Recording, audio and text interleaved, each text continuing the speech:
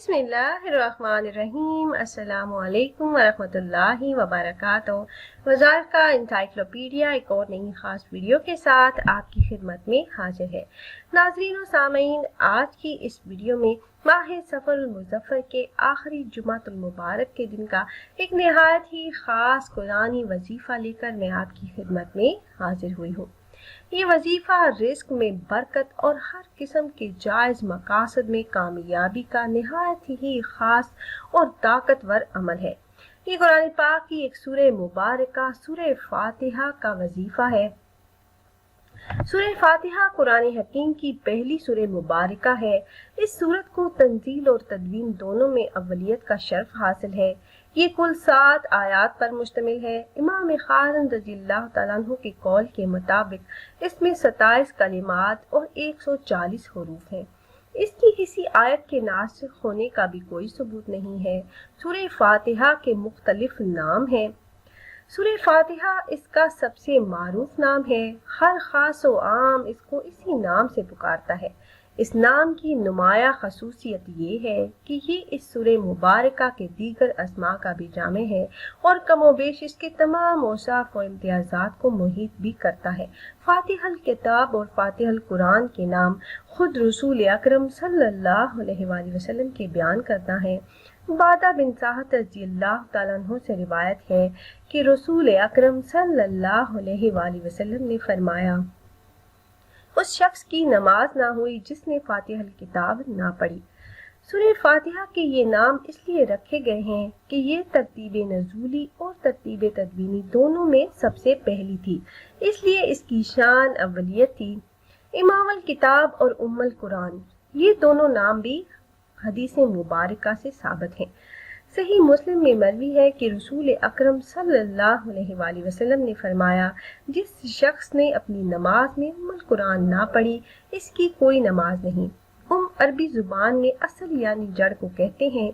इसी तरह सूरह फातिहा को खुद साहिब कुरान हजरत मोहम्मद सल्लल्लाहु अलैहि वसल्लम ने कुरान करीम की असल करार दिया।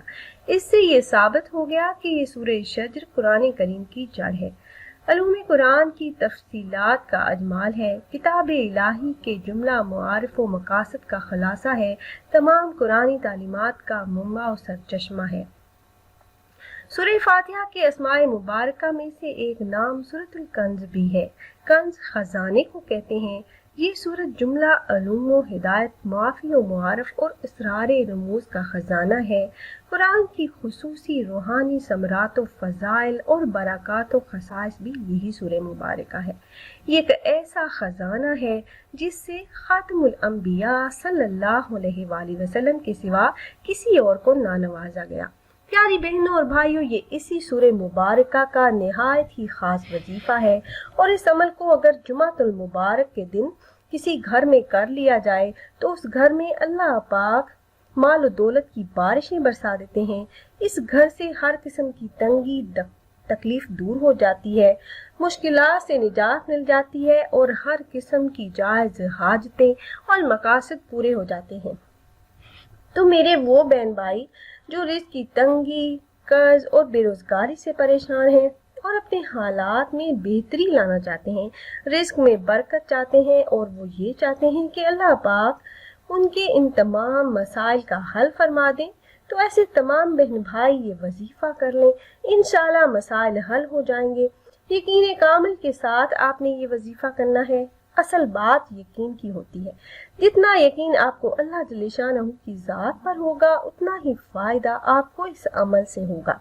ये ख़ास अमल आपने इस तरह से करना है कि जब आप नमाज जुमा अदा कर लें तो आपने 11 मरतबा दरूद इब्राहिमी जो नमाज में पढ़ा जाने वाला दरूद पाक है वो आपने पढ़ लेना है। उसके बाद आपने 90 मरतबा सूरह फातिहा की तिलावत करनी है। और ये तिलावत आपने किस तरह से करनी है कि आपने बिस्मिल्लाहिर्रहमानिर्रहीम अल्हम्दुलिल्लाहि रब्बिल आलमीन इस तरह से आपने हर बार ये सूरह मुबारका पढ़नी है। जब आप 90 मरतबा तिलावत कर लें तो आखिर में आपने درود پاک پڑھ لینا ہے اور اس کے بعد آپ نے اپنے مقاصد میں کامیابی کے لیے، رزق میں برکت کے لیے اور جو بھی آپ کے مسائل ہیں، جو آپ کی مشکلات ہیں جن کا آپ حل چاہتے ہیں، تو ان کے لیے آپ نے اللہ پاک سے خصوصی طور پر دعائیں مانگنی ہیں۔ انشاءاللہ اللہ پاک اس عمل کی برکت سے آپ کے ہر قسم کے مسائل کا حل فرما دیں گے اور آپ کی حاجتیں پوری ہوں گی اور رزق کے مسائل خاص طور پر آپ کے اللہ پاک فوراً حل فرما دیں گے انشاءاللہ۔ تو خود بھی آپ نے یہ عمل کرنا ہے اور اپنے دوست و احباب کے ساتھ بھی ضرور شیئر کیجیے گا تاکہ زیادہ سے زیادہ مسلمان اس عمل سے فائدہ اٹھا سکیں۔ پھر ملتے ہیں ایک اور نئی خاص ویڈیو کے ساتھ، تب تک کے لیے اللہ حافظ۔